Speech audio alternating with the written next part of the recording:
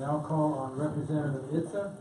Welcome back to the confines of the House here, and Dan has been a long-term representative here and has taken a little hiatus on this, so welcome, Representative. Thank you, Mr. Chairman, members of the committee. For the record, I am now the Honorable Dan Itse, no longer representative, and I am residing in Milford at this time. My written testimony, you should all know, and you should all expect me to say this, but Article 2 of our state constitution, all men have certain natural, essential, and inherent rights, among which are enjoying and defending life and liberty, and acquiring, possessing, and protecting property. And then Article 2A, which gets a little more specific. All persons have the right to keep and bear arms in defense of themselves, their families, their property, and the state. I would question whether you have legitimate power to recommend ought to pass on this piece of legislation. It would seem to me the Constitution denies you that power. But regardless of whether or not you choose to regard your Constitution, there are practical issues. This bill is not about protecting students' lives, because it will not stop a firearm assailant, and let's be clear about this. They're not shooters, we call them active shooters. Shooting is what you do at the firing range to improve your skills. These are firearm assailants. They are committing assault with a deadly weapon, and they are doing so in a manner to produce terror.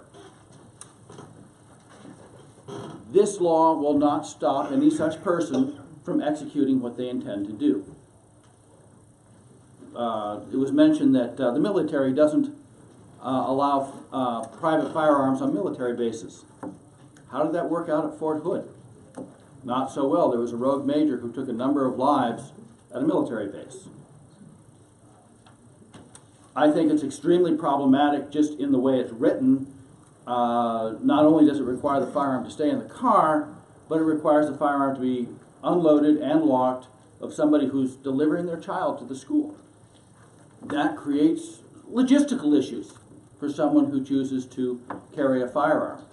Before they arrive there, they have to take their firearm off their person, unload it, lock it away in a box, drop their child off. Presumably, when they're done with that task, they're going to have to reverse the process. And all for nothing, because it doesn't keep any child safe. It does protect their feelings, but it does not protect their lives.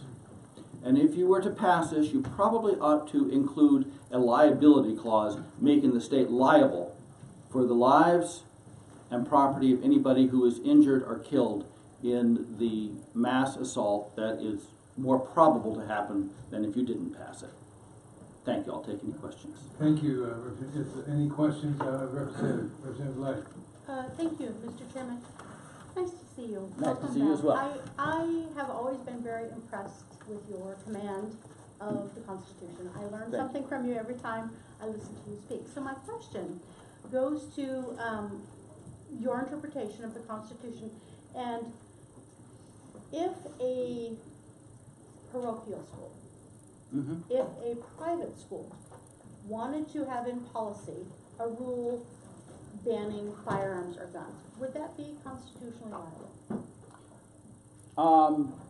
I would have to say it would certainly be more constitutionally viable because they are not the state. And it's the government, the Constitution acts upon the government. It's the government that's not allowed to prohibit. So if a private individual in their home, a private business, or a private school chooses to prohibit firearms from their property, that's generally their business, but I would also hold that they should accept the liability of what is likely to ensue, or more likely to ensue. Thank you. Other questions, Representative Tanner? You put you were representing NHFC, is that the Freedom Caucus?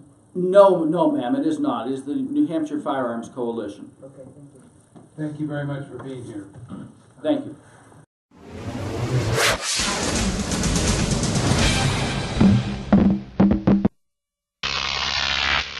Crop TV.